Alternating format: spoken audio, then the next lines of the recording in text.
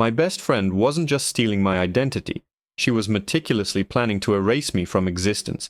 She thought she was playing a game with a marketing girl, but she had no idea she'd declared war on a cybersecurity expert. Chloe and I were the kind of work friends you see in movies. We started in the marketing department of a large tech firm on the same day, two nervous 20-somethings trying to navigate the corporate labyrinth. We bonded instantly over our shared love for terrible reality TV and overpriced coffee. Soon our lunch breaks bled into after-work drinks, which then evolved into weekend brunches and movie nights. She became the sister I never had.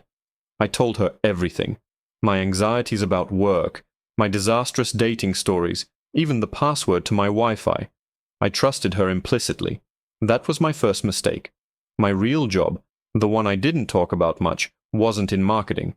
That was just my cover, a boringly normal position that allowed me to work on my real passion without raising eyebrows. My degree was in cybersecurity and ethical hacking. By day, I wrote ad copy. By night, I was a digital ghost, a freelance consultant hired by companies to test their security systems. I was a professional lockpick for the modern age. I got paid to think like a criminal, to find the weaknesses, to break into digital fortresses, and report back on how I did it. It made me meticulous, borderline paranoid in my own life. I used two-factor authentication on everything, had passwords that looked like keyboard smashes, and kept my digital footprint surgically clean. I thought I was untouchable. My second mistake was underestimating the low-tech, high-trust con. The first crack in my world appeared as a tiny, insignificant email. A notification from a credit monitoring service I'd signed up for years ago. A new credit card has been opened in your name. I frowned. I hadn't applied for any new cards. I dismissed it as a glitch, a common phishing attempt, and archived the email. But then came another. A password reset request for my online banking app. My heart started to beat a little faster. I logged in. Everything seemed fine. I changed the password anyway, making it even more ridiculously complex. I told myself I was just being paranoid, my job seeping into my real life. The next day, I got a text from my cousin. "Hey, congrats on the new gig." A freelance digital artist? That sounds amazing. Why didn't you tell me you were leaving the firm? I stared at the message, my blood turning to ice. I typed back, "What are you talking about?" A link appeared on my screen. It was a link to a brand new, beautifully designed portfolio website. The name on the site was mine. The About Me photo was a picture of me from a vacation 2 years ago, one I kept in a private cloud album. The bio was a work of fiction, describing a life I'd only ever daydreamed about. It painted me as a successful, globe-trotting artist, a life far more glamorous than my reality of spreadsheets and lukewarm coffee. Panic, cold and sharp, seized me. I started digging. I found a new Instagram account under my name, but with a slight variation in the handle. It was full of my photos, stolen from my private backups, each one edited to look brighter, happier, more perfect. This imposter was living a curated, idealized version of my life. She was posting stories, interacting with my distant relatives and old high school friends who didn't know any better. She was accepting compliments on her art, which were just generic stock images. She was building a whole new identity using my face as the foundation. I felt violated, like someone had broken into my house and replaced all my furniture with cheap imitations. I spent the next few hours frantically trying to lock everything down, changing passwords, reporting the fake accounts. But it was like playing whack-a-mole. For every account I got taken down, another seemed to pop up. This person knew things. They knew my mother's maiden name, my first pet's name, the kind of security questions a person who actually knew me could answer. The list of suspects was terrifyingly small. It had to be someone close. My mind raced, replaying every recent conversation, every interaction. And then it hit me. A specific detail on the fake Instagram profile. There was a photo of my cat, Buttons, sleeping on my favorite armchair. But in the background, on the coffee table, was a specific book, a vintage sci-fi novel. I had only bought that book last week. I hadn't posted any pictures of it. In fact, the only person who had been in my apartment since I bought it was Chloe. She'd come over 2 nights ago, distraught over a fight with her boyfriend.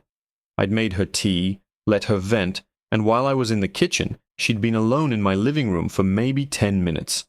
My work laptop had been sitting on that same coffee table, logged in. The fog of panic began to clear, replaced by something cold and sharp.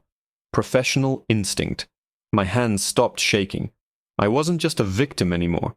This wasn't a random hack. This was a betrayal. She thought she was playing a game with a marketing coordinator. She had no idea she had just declared war on a cybersecurity expert. I sat down at my personal command center, my fingers flying across the keyboard, pulling up logs and running diagnostics. I needed proof. A digital smoking gun. I started with the IP address that had created the fake email account used to register everything. The registration was masked, of course, routed through a VPN. Amateur stuff. It took me less than 5 minutes to peel back the layers of the cheap proxy service she'd used. The true origin IP address flashed on my screen, and I ran a geolocation trace. My breath hitched. The signal wasn't just in her city or her neighborhood. It was pinging from the small independent coffee shop on the corner of her street, the one with the floral wallpaper she always called her second office. And then I saw the timestamp of the account creation. It was from 2 nights ago, at the exact time she was supposedly in my apartment, crying on my shoulder. The world didn't tilt. It shattered, but the pieces fell into place with a cold, crystalline clarity. Betrayal has a way of clearing your head. The shock and panic were gone, burned away by a white-hot, focused rage. I wasn't her victim. I was her opponent in a game she didn't even know we were playing. She thought she was a master thief, a ghost in the machine. She had no idea the machine was my home turf, and I knew every single line of its code. I closed the geolocation map, my face illuminated by the screen in the dark room. The plan started to form, not in a chaotic rush, but as a calm, logical sequence of steps. Rule 1 of my profession: never act without complete information. I needed to know everything. The why, the how, the what next. Confronting her now would be foolish. She would deny, delete, and disappear. No, I needed to let her think she was winning. I needed to give her more rope. The next morning at work was an exercise in supreme self-control. I saw her by the coffee machine, looking radiant, laughing with someone from sales. She saw me, and her face transformed into a mask of perfect concern. "Hey, you okay? You look like you haven't slept." Her voice was syrupy sweet. I managed a weak smile. Just a rough night, stressed about a few things. Her hand landed on my arm, a gesture of friendship that felt like a spider crawling on my skin. "Anything I can do? You know I'm always here for you." I wanted to scream. I wanted to show her the IP logs on my phone and watch the color drain from her face. Instead, I just said, "Thanks, Chloe. That means a lot." I watched her walk back to her desk, the swing in her step a little too confident, a little too triumphant. She thought I was just the gullible, slightly naive marketing girl. She had no idea I was dissecting her every digital move. That evening, I didn't go home. I went to an electronics store. I bought the most expensive digital photo frame they had, one with Wi-Fi connectivity, a touch screen, and its own internal storage. Then I went back to my apartment, to my real workstation. For the next 3 hours, I carefully dismantled it.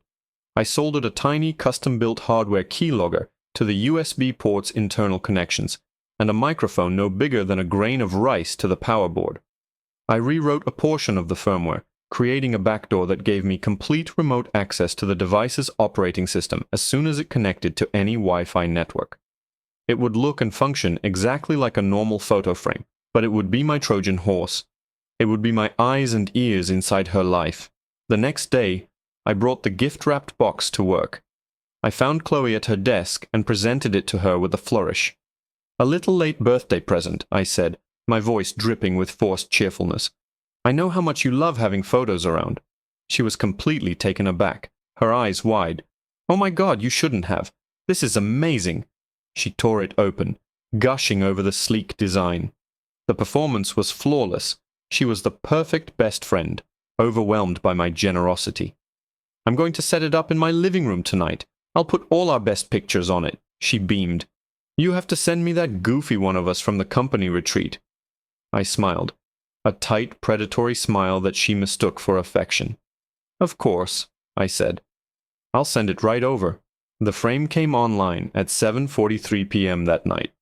I was watching from my console, a glass of whiskey in my hand. Her Wi-Fi password, a combination of her ex-boyfriend's name and her childhood street, appeared in my logs instantly. Pathetic. For the next 2 days, I watched. I was a silent observer of her digital life. I saw her bank logins, her social media passwords, the emails she sent to my family members, pretending to be me, explaining her new career path. The sheer audacity was breathtaking. She was meticulous, I had to give her that. She was building a foundation for something. But what? Was it just the money? The credit card she'd opened had a $10,000 limit that she was steadily chipping away at with online shopping sprees. It seemed too small, too petty for this level of effort. Then, on the third night, it escalated. A new alert popped up from a credit monitoring service I'd bugged with a specific tracker. It wasn't a credit card this time. It was a loan application. A personal loan for $50,000 from a major national bank. The application was filed under my name, using my social security number, which she must have photographed from a document in my apartment. The stated purpose of the loan was startup capital for a freelance art business. My blood ran cold. This wasn't just identity theft anymore. This was grand larceny. This could ruin me for years, saddle me with a debt that would crush me. My hands were shaking again, but this time with pure adrenaline. This had to stop. Now. I activated the microphone on the photo frame.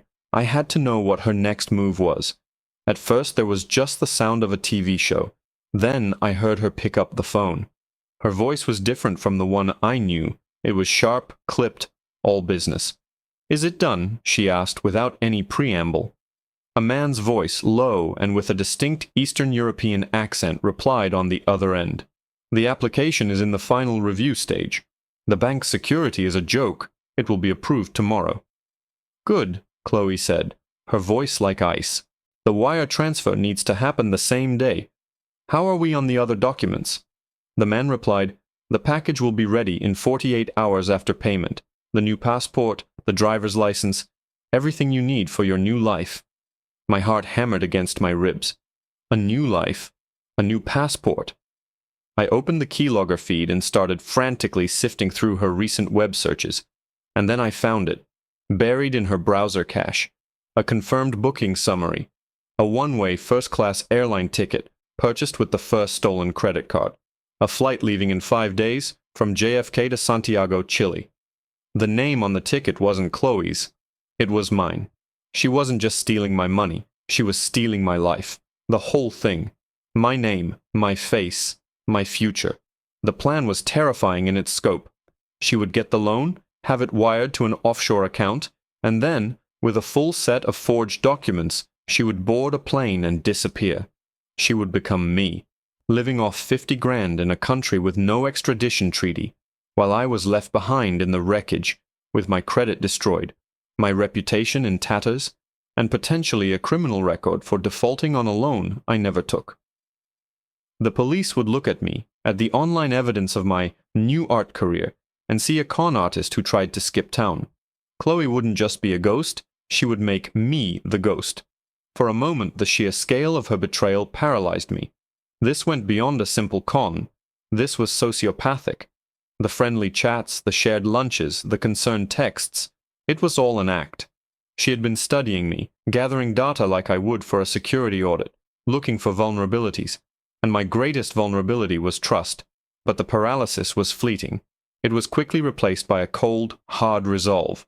She had 5 days. I had less. The legal route was a non-starter. Going to the police now would be my word against hers, and she had been carefully crafting a digital paper trail for weeks that made me look unstable and deceptive. I'd be buried in paperwork and legal battles while she sipped cocktails on a beach in Valparaiso. No. This wasn't going to be solved by the authorities. This was personal. This required my particular set of skills. I spent the next 24 hours in a caffeine-fueled haze, mapping out her entire digital ecosystem. It was like dismantling a bomb, piece by piece. The keylogger and microphone in the photo frame were my primary assets. I listened to her conversations, logged every keystroke. I got the name of her accomplice, a forger named Dmitri, and the details of their dead drop for the documents. I got the routing number for the offshore account in the Cayman Islands. She was sloppy. She was so convinced of my ignorance that she talked openly on the phone, typed passwords in plain text. It was the hubris of a predator who thinks their prey is defenseless. My counteroffensive began with a simple, elegant piece of code. A targeted piece of malware, custom written and designed to be undetectable by standard antivirus software. I embedded it in that goofy photo of us from the company retreat she'd asked for. I ran it through an obfuscator, making the code look like a harmless image file. I emailed it to her with a breezy message. "Here you go. Don't we look ridiculous? LOL." 3 minutes later, my custom dashboard lit up. The malware had been delivered. She had opened the photo on her laptop. I was in. I now had complete, root-level access to her entire digital life. Her laptop was an open book. I watched through her webcam as she applied lipstick, oblivious. I scrolled through her hard drive, finding the folder where she kept the stolen scans of my passport and driver's license. I found her search history, filled with things like best countries for American expats, how to disappear, and can you beat a bank fraud investigation? The audacity was galling, but I didn't delete anything. Not yet. Deleting things would tip her off. Instead, I started to subtly alter the data. It was like digital gaslighting.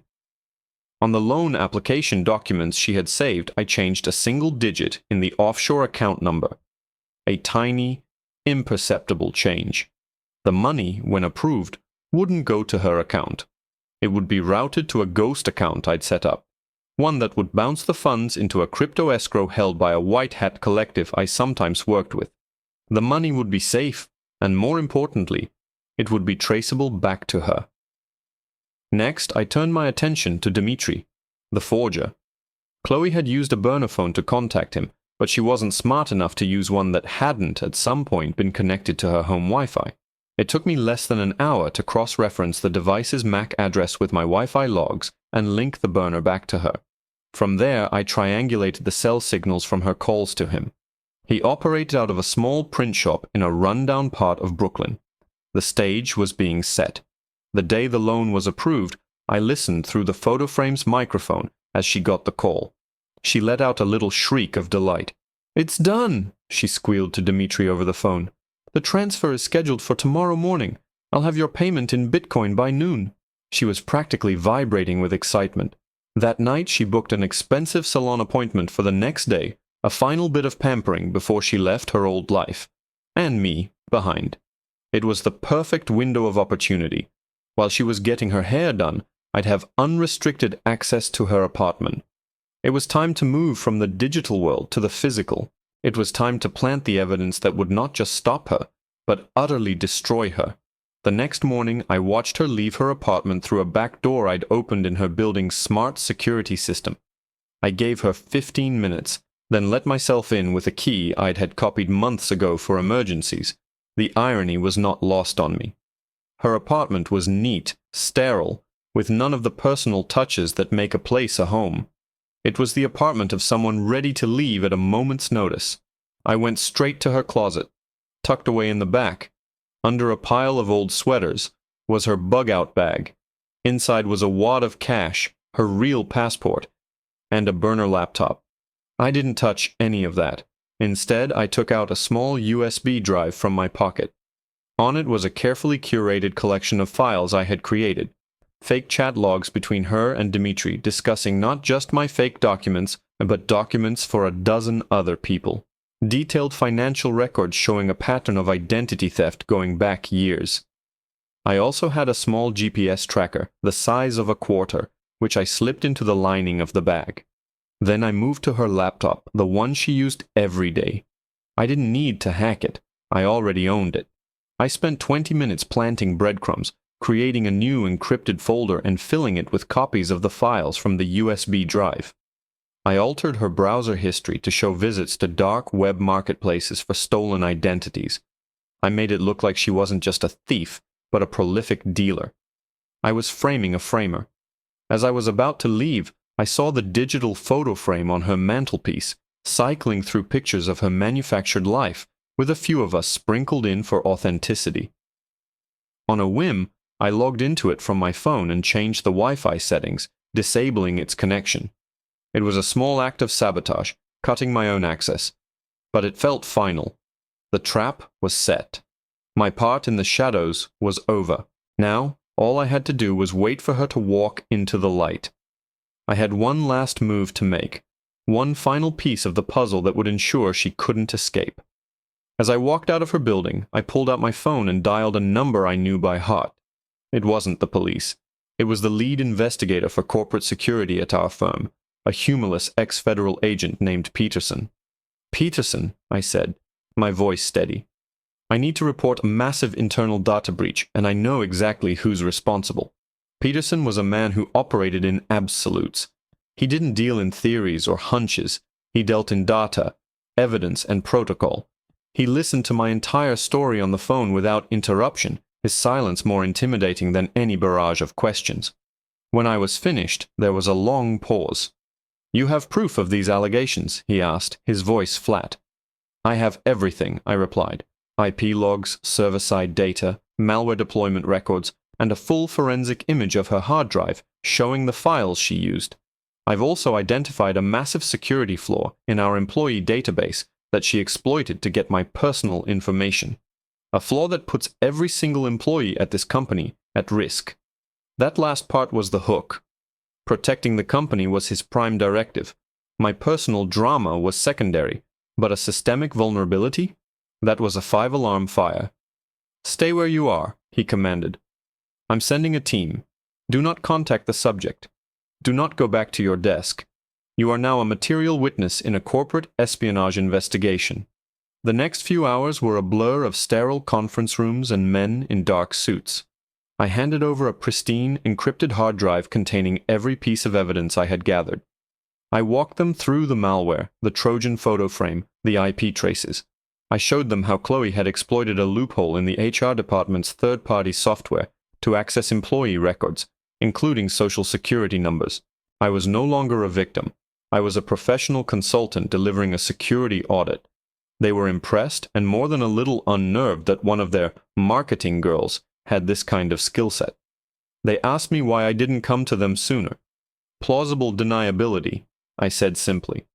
Until she made a move on the company's financial partners with that loan, it was personal. The moment she used our corporate network and reputation to commit a felony, it became your problem. The trap sprung with beautiful, brutal efficiency. While Chloe was still getting her highlights done, the $50,000 wire transfer was initiated. As I had planned, it hit the invalid account number and was immediately flagged by the bank's fraud department. The funds were frozen, and an alert pinged on Peterson's desk. That was the legal justification he needed. When Chloe returned to her apartment, feeling pampered and ready to flee, Peterson's team was waiting for her. They weren't the local police, they were seasoned corporate investigators and ex-feds who knew exactly what they were looking for. I watched the fallout from a remote feed Peterson had granted me access to. I saw them escort a stunned and furious Chloe out of her building in handcuffs. She was shouting, claiming it was all a misunderstanding, that I was the one who was unstable, that I had framed her. But her protest died on her lips when they brought out the evidence bags. The bug-out bag with the GPS tracker I'd planted, the burner laptop, and when their forensic team cracked it open, they didn't just find evidence of her crimes against me. They found the folder I had planted filled with the forged documents of a dozen other identities. She hadn't just stolen from a friend. In their eyes, she was the ringleader of an identity theft ring operating from inside their company. Her accomplice, Dmitri, fell next. The GPS tracker in her bag led them directly to the print shop in Brooklyn, just as he was about to do the dead drop. Faced with a mountain of digital evidence linking him to Chloe and a dozen other cases, he folded immediately, giving Chloe up as his client in exchange for a plea deal. The whole meticulously constructed world she had built came crashing down in less than 12 hours. The aftermath was messy. The company went into full damage control mode. I was placed on administrative leave for a week, while they patched the security holes I had exposed. It was a paid vacation. When I returned, it was to a hero's welcome from the IT department and a very awkward meeting with the CEO. Chloe was fired, of course, and facing a laundry list of federal charges for wire fraud, aggravated identity theft, and conspiracy. The loan was voided, the credit card debt was written off as fraudulent, and my name was cleared completely. A few weeks later, I received a formal job offer from Peterson. A new position was being created, head of offensive security and threat intelligence. It came with a corner office and a salary that was triple what I was making in marketing. I accepted. The first thing I did in my new role was design a company-wide security protocol so that what Chloe did could never happen again. I never spoke to Chloe again. Her lawyer tried to contact me, likely to get me to recant my testimony, but I routed his emails directly to the company's legal department. I sometimes wonder what drove her to do it. Was it jealousy? Greed? Or was she just a predator who saw an easy mark? In the end, it didn't matter. She made a critical error. She mistook my kindness for weakness and my simple life for a simple mind. She thought she was a wolf, but she picked a fight with a dragon hiding in plain sight. My life is different now.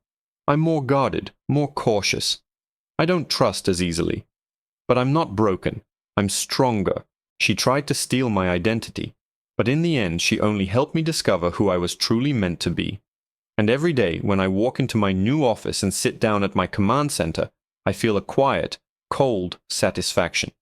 The game is over. I won.